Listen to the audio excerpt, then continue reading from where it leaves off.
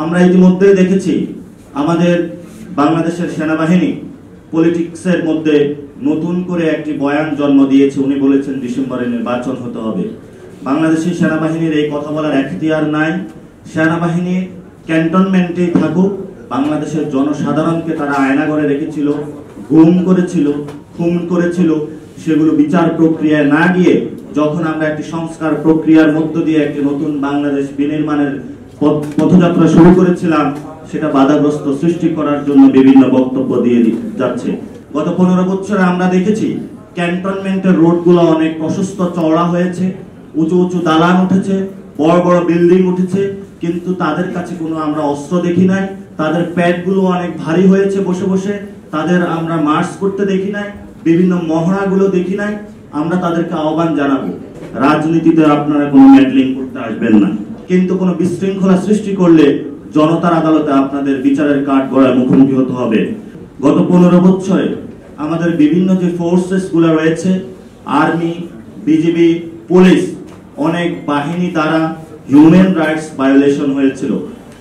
আমরা ইন্টারিম গভর্নমেন্টকে আহ্বান জানাবো, জাতীয় নাগরিক পার্টির পক্ষ থেকে আর্মি, পুলিশ, বিজিবি, র্যাব যারা গণহত্যা অংশগ্রহণ করেছিল, বাহিনীর বিভিন্ন ব্যক্তিবর্গ, তাদেরকে আপনাদের যদি সেই বিচারালয় থাকে, আপনাদের যদি কোড অফ কন্ডাক্ট থাকে, নিজস্ব বাহিনী, সেখানে বিচারের আপনারা মুখোমুখি করেন, তাহলে জনতার আদালতে ভবিষ্যতে তাদের বাংলাদেশে বিচার হবে। আমরা তাদেরকে আহ্বান জানাবো। আমরা ইতিমধ্যে দেখেছি আমাদের বাংলাদেশের সেনাবাহিনী পলিটিক্সের মধ্যে নতুন করে একটি বয়ান জন্ম দিয়েছে। উনি বলেছেন ডিসেম্বরে নির্বাচন হতে হবে। বাংলাদেশের সেনাবাহিনীর এই কথা বলার এখতিয়ার নাই। সেনাবাহিনী ক্যান্টনমেন্টে থাকুক, তাদের যে বিভিন্ন ফোর্সের নিয়মিত কার্যক্রম আমরা দেখতে পাচ্ছি। বিএসএফ বাংলাদেশে পুশিং করছে, আমরা দেখতে পাচ্ছি বিভিন্ন দেশের অপারেটিভ গুলো অ্যাক্টিভ রয়েছে, সেগুলো তারা নিয়ন্ত্রণ না করে বাংলাদেশের জনসাধারণকে তারা আয়নাঘরে রেখেছিল, গুম করেছিল, খুন করেছিল, সেগুলো বিচার প্রক্রিয়ায় না গিয়ে যখন আমরা একটি সংস্কার প্রক্রিয়ার মধ্য দিয়ে একটি নতুন বাংলাদেশ বিনির্মাণের পথযাত্রা শুরু করেছিলাম, সেটা বাধাগ্রস্ত সৃষ্টি করার জন্য বিভিন্ন বক্তব্য দিয়ে যাচ্ছে। সেজন্য আমরা তাদেরকে আহ্বান জানাবো, বাংলাদেশের যে আর্মড ফোর্সেস রয়েছে সেখানে তাদের একটি সংস্কার প্রক্রিয়ার মধ্য দিয়ে যেতে হবে। গত 15 বছরে আমরা দেখেছি ক্যান্টনমেন্টের রোডগুলো অনেক প্রশস্ত চওড়া হয়েছে, উঁচু উঁচু দালান উঠেছে, বড় বড় বিল্ডিং উঠেছে, কিন্তু তাদের কাছে কোনো আমরা অস্ত্র দেখি নাই। তাদের প্যাডগুলো অনেক ভারী হয়েছে বসে বসে, তাদের আমরা মার্চ করতে দেখি নাই, বিভিন্ন মহড়াগুলো দেখি নাই।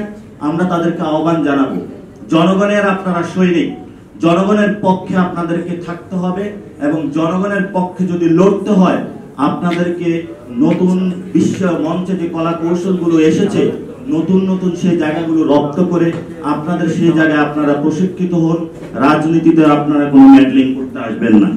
আমরা দেখতে পাচ্ছি অনেক যারা ডিসিপ্লিনারির অভাবে সেনা কর্মকর্তা অবসরপ্রাপ্ত হয়েছে, তারা তাদের নিজস্ব এজেন্ডা বাস্তবায়নে বিভিন্ন রাজনৈতিক দলে যোগ দিয়ে বাংলাদেশে অস্থিরতা সৃষ্টি করার জন্য পায়তারা চালাচ্ছে। আমরা তাদেরকে আহ্বান জানাবো, আপনি যখন অবসরপ্রাপ্ত হয়েছেন আপনি সেখানে আপনি সিটিজেন আকারে অভিমত প্রকাশ করতে পারেন, কিন্তু কোনো বিশৃঙ্খলা সৃষ্টি করলে জনতার আদালতে আপনাদের বিচারের কাঠগড়ায় মুখোমুখি হতে হবে।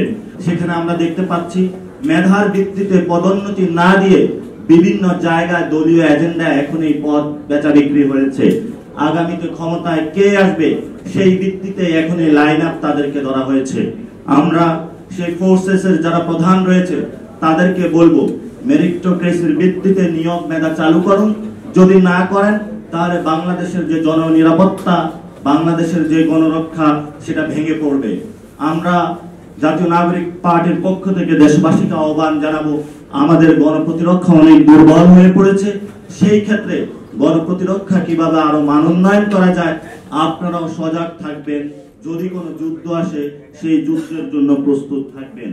অবশেষে জাতীয় নাগরিক পার্টির পক্ষ থেকে যারা এডুকেশন, হেলথ সেক্টর, আপনার বাচ্চা একটি সেবা পাচ্ছে না, সুন্দর এডুকেশন পাচ্ছে না, সেই জন্য আমরা কিছু দাবি তুলেছিলাম এবং সেখানেও আমরা কিছু সংস্কার প্রক্রিয়ার আওয়াজ তুলেছিলাম। আপনারা সেগুলোর সাথে ঐক্যমত পোষণ করবেন। এবং আমরা বলেছিলাম যে আমাদের হেলথ সেক্টরে যে অবস্থায় রয়েছে, আমাদের এডুকেশন সেক্টরগুলো যে অবস্থায় রয়েছে, এই অবস্থায় যদি বাংলাদেশকে আমরা ছেড়ে দিই তাহলে আমাদের এই গণ অভ্যুত্থান বৃথা হবে।